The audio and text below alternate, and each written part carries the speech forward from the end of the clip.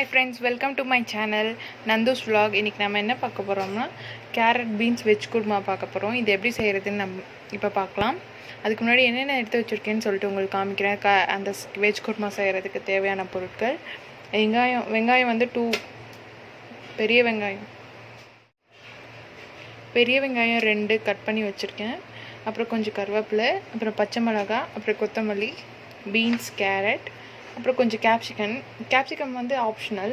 அப்புறம் star rice, பட்டை, லவங்கம், அப்புறம் தாளிக்க தேவையானதெல்லாம் எடுத்துருக்கோம். கூட கொஞ்சம் தேங்காய் வந்து ஆட் பண்ணிக்கோங்க. வாங்க இதை எப்படி செய்கிறதுன்னு பார்க்கலாம். ஆயில் வந்து தேவையான அளவு ஆட் பண்ணிக்கோங்க. இப்போ கொஞ்சம் சோம்பு, கொஞ்சம் சீரகம், ஒரு ஸ்டார் ரைஸ், 5 லவங்கம், ஒரு பட்டை. இது வந்து நீங்கள் மிக்சியில் போட்டு தேங்காய் கூட அரைச்சிக்கிறது கூட அரைச்சிக்கலாம். இப்போ நம்ம எடுத்து வச்சுருந்த ஆனியன், கொரண்டம், பச்சை மிளகா எல்லாமே இதை மிக்ஸ் பண்ணிக்கலாம். நல்லா வணங்கட்டும். வெங்காயம் வணங்கின பின்னாடி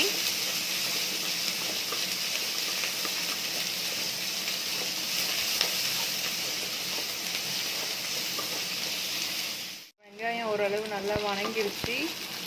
இதோட ஒரு 5 தக்காளி கட் பண்ணி வச்சுருக்கேன். உங்கள் குவான்டிட்டிக்கு ஏற்ற மாதிரி நீங்கள் ஆட் பண்ணிக்கோங்க.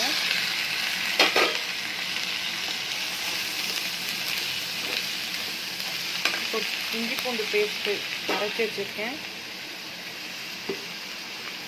நான் இதை எப்பயுமே ஸ்டோர் பண்ணி வச்சுருக்கேன். இஞ்சி பூண்டு பேஸ்ட்டு ஒரு 2 days 3 days 4 days ஒன்ஸ் வந்து நான் யூஸ் பண்ணிட்டே இருக்கனால ஸ்டோர் பண்ணி வச்சுருக்கேன். அந்த மாதிரி நீங்கள் ஸ்டோர் பண்ணி வச்சுருந்தா நீங்கள் யூஸ் பண்ணிக்கோங்க, இல்லைன்னா அரைச்சி யூஸ் பண்ணிக்கோங்க.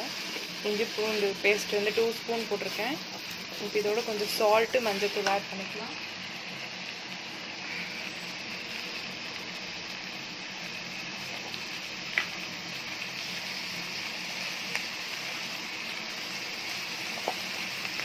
தக்காளி எப்பயுமே போட்ட உடனே நம்ம மஞ்சள்தூள் போட்டோம்னா தக்காளி ஈஸியாக வதங்கிடும்.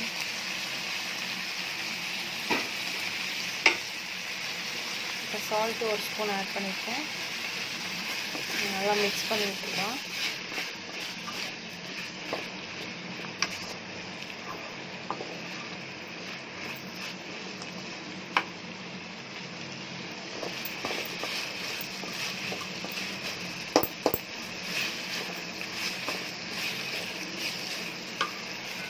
வதக்கி வச்சுருக்கிறதோட கறி மசாலா தூள் 2 ஸ்பூன், வெறும் மிளகாத்தூள் 1 ஸ்பூன்,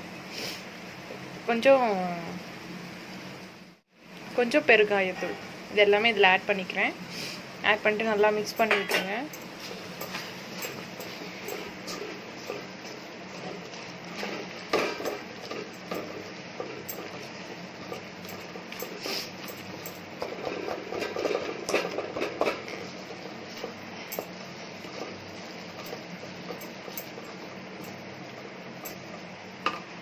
இப்போது நம்ம கழுவி கட் பண்ணி வச்சுருக்க பீன்ஸ், கேரட், கேப்சிகம் எல்லாத்தையும் இதில் ஆட் பண்ணிக்கலாம்.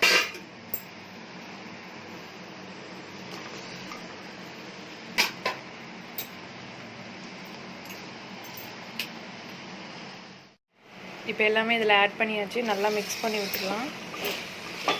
மிக்ஸ் பண்ணி விட்டுட்டு ஒரு 2 நிமிஷம் கழித்து தண்ணி ஊற்றிடுங்க.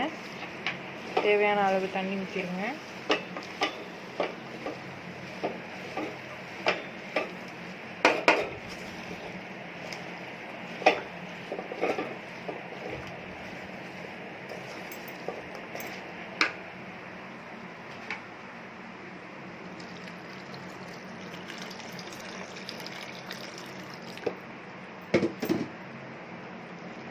இப்போ நல்லா இந்த காயெல்லாம் வேகட்டும். பாருங்கள், இப்போ நல்லா காயெல்லாம் வெந்துருச்சு. ஸ்டவ் ஆஃப் பண்ணிக்கலாம்.